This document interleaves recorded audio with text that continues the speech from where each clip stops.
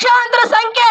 ಅದೇ ಕನ್ನಂಬಾಡಿ ಕಟ್ಟಿದಾಗ ಲಕ್ಷಾಂತರ ಜನ ಆ ಪ್ರಾಣ ತ್ಯಾಗ ಮಾಡ್ತಲ್ಲ, ಅದಕ್ಕೆ ಯಾರು ಇದನ್ನ ಕೊಟ್ಟಿದ್ದೀರೇನ್ರಿ ನೀವೆಲ್ಲ? ಅದಕ್ಕೇನ್ರಿ ನೀವು ನ್ಯಾಯ ಒದಗಿಸ್ಕೊಟ್ಟಿದ್ದೀರಾ? ಅದು ಪ್ರಾಣ ತಗೊಂಡಿರೋದು ನಮ್ಮ ಜನಾಂಗ, ನಮ್ಮ ಭವ್ಯ ಜನಾಂಗ. ಆ ಕನ್ನಂಬಾಡಿ ಕಟ್ಟಿಲ್ಲ ಅಂದಿದ್ರೆ ನಿಮ್ ನೀರೆಲ್ಲಿಂದ ಬರ್ತಾ ಇತ್ತು?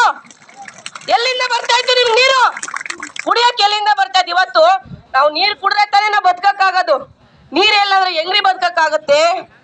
ವಿಧಾನಸೌಧ ಕಟ್ತವ್ರು ಯಾರ್ರಿ? ಇಲ್ಲಿ ಕೂತ್ಕೊಂಡು ನೀವು ಮಾತಾಡ್ತಾ ಇದ್ದೀರಲ್ಲ, ನೀವು ನಿಮ್ಮ ಬೆಳೆ ಬೇಯಿಸ್ಕೊಂತಾ ಇದ್ರಲ್ಲ, ಈ ವಿಧಾನಸೌಧ ಕಟ್ತವ್ರು ಯಾರು? ಹೌದಲ್ವಾ? ನಮಗ ಅವ್ರು ನ್ಯಾಯ ಬೇಕಲ್ವಾ? ನಾವೇನ್ ಮಾಡ್ಬೇಕು? ಹೋರಾಟ ಹೋರಾಡಬೇಕು, ನಮ್ಮ ಹಕ್ಕನ್ನ ನಾವು. ನಮ್ಮ ಸಿದ್ಧ ಏನು? ಹೋರಾಟ. ನಮ್ಮ ಇರಬೇಕು ಸದಾಶಿವ ಆಯೋಗದ ಬಗ್ಗೆ. ಅವರು ಯಾವುದೇ ಕಾರಣಕ್ಕೂ ನಮ್ಮ ಹಕ್ಕನ್ನ ಅವರು ಕಿತ್ಕೊಳ್ಳಕ್ಕೆ ನಾವು ಬಿಡೋದಿಲ್ಲ. ನಮ್ಮ ಪ್ರಾಣ ಆದ್ರೂ ಒತ್ತೆ ಇಟ್ಟು ನಮ್ಮ ಹಕ್ಕನ್ನ ನಾವು ಪಡ್ಕೊಂಡೇ ವರ್ತಿಸಿ.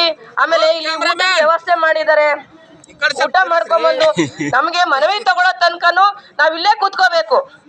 ಬಿಸಿಲು ಮಳೆ ಗಾಳಿ ಚಳಿ ಅಂದ್ರೆ ನಾವ್ ಇಲ್ಲಿ ಕೂತ್ಕೊಂಡು ನಮ್ಮ ಹಕ್ಕಗೋಸ್ಕರ ಇಲ್ಲಿ ಬಂದು ಕೂತ್ಕೋಬೇಕು ಅಲ್ಲೂರ. ಅವ್ರಿಗೂ ಸಂಸಾರ ಇರುತ್ತಲ್ವಾ, ಅವ್ರಿಗೂ ಮನೆ ಇರುತ್ತಲ್ವಾ?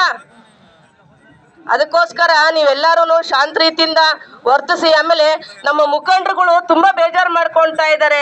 ಯಾಕಂದ್ರೆ ಇಡೀ 2-3 ಜಿಲ್ಲೆ ಸುತ್ತಬಿಟ್ಟು ನೈಟ್ ಅಂಡ್ ಡೇ ಊಟ ನೀರು ಎಲ್ಲ ಬಿಟ್ಟು ಮನೆ ಬಿಟ್ಟು ನಿಮಗೋಸ್ಕರ ಕೆಲಸ ಮಾಡ್ತಾ ಇದ್ದಾರೆ. ಅವ್ರು ನೀವೆಲ್ಲ ಸ್ಪಂದಿಸ್ಬೇಕಲ್ವಾ? ಇಲ್ಲಿ ಬಂದು ನಾವು ಹೋದ್ವಿ ಅನ್ನೋ ತರ ಆಗ್ಬಾರ್ದು ಬಂಧುಗಳೇ. ನಾವ್ ಇಲ್ಲಿ ಬಂದಿರೋದು ನಮ್ಮ ಹಕ್ಕನ್ನ ತಗೋಕ್ಕೋಸ್ಕರ ನಾವು ಬಂದಿದ್ದೀವಿ. ಯಾಕೆ ಅವರು ಸದಾಶಿವ ಆಯೋಗದಿಂದ ಅವ್ರು ಕೈ ಬಿಡ್ಬೇಕು ಅಂತ ಹೇಳ್ತಾ ಇದ್ರೆ ಹೇಳಿ?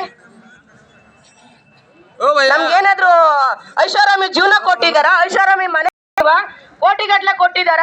ನೋಡಿ ಸಿದ್ದರಾಮಯ್ಯನವ್ರೆ, ನಾವು ನಿಮ್ಗೆ ಎಚ್ಚರಿಕೆ ಕೊಡ್ತಾ ಇದೀವಿ. ನಾವೆಲ್ಲ ಕೂಡಿ ಇಷ್ಟು ಒಕ್ಕೂಟ ಜನಾಂಗ ನಾವೇನಿದ್ವಿ ನಿಮ್ ಮನೆ ಇರ್ತೀವಿ. ಊಟ ತಿಂಡಿ ಮನೆ ಎಲ್ಲ ಕೊಟ್ಬಿಟ್ಟು ನೀವೇ ಮಾಡಿಕೊಂಬಿಡ್ರಿ, ನಾವು ನಿಮ್ ಮನೆಗೆ ಬರ್ತೀವಿ. ಇದನ್ನ ನೀವು ಮಾಡಿಲ್ಲ ಅಂದ್ರೆ ನಾವು ನೆಕ್ಸ್ಟ್ ಇದೇ ಕೆಲಸ ಮಾಡ್ತೀವಿ ಅಂತ ಅನ್ಬಿಟ್ಟು ಈ ರಾಜ್ಯ ಸರ್ಕಾರಕ್ಕೆ ನಾನು ಎಚ್ಚರಿಕೆ ಕೊಡ್ತಾ ಇದ್ದೀನಿ. ಜೈ ಹಿಂದ್, ಜೈ ಕರ್ನಾಟಕ ಮಾತೆ.